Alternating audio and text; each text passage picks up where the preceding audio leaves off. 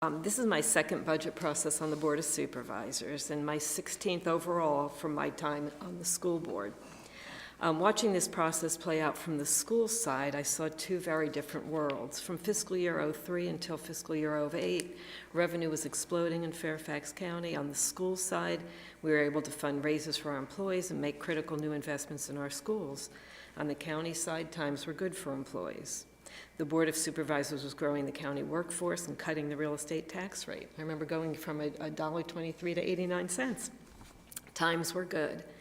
Then the global financial crisis occurred in 2008, and our entire national economy was nearly plunged into another Great Depression.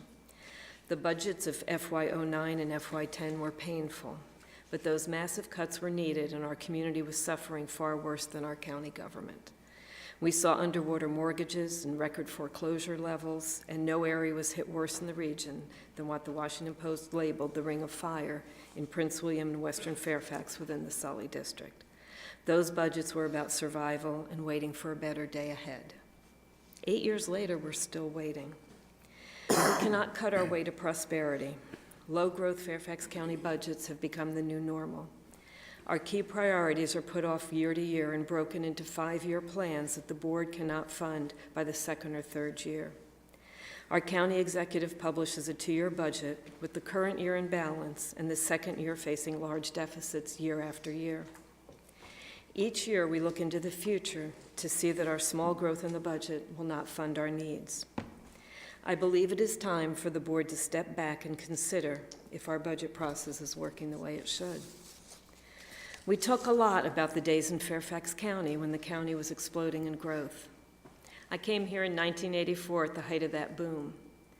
What attracted families to Fairfax was our world-class public school system, unrivaled anywhere in the United States. We have allowed that crown jewel to slowly deteriorate. Our schools wait decades longer than they should for needed renovations. Our teachers, who were once the best compensated in the area, now have fallen below even the regional average for teacher pay. Where Fairfax was once the gold standard, we now can't even figure out how to make our way back to average. This future is not acceptable to me. There are real consequences for these budget decisions. This year, the funds we send the school board will dictate yet another increase in class sizes. What does half a student increase in class size really mean?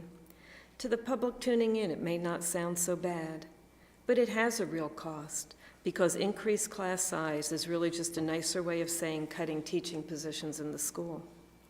In high schools and middle schools, that means electives are eliminated. In elementary schools, we eliminate the flexibility principals need to staff their individual school needs. Those positions are focused on supporting struggling learners. Taking a bigger picture look nationally, the number of students seeking teaching degrees is falling. At the same time, we have fallen behind our regional market in salaries.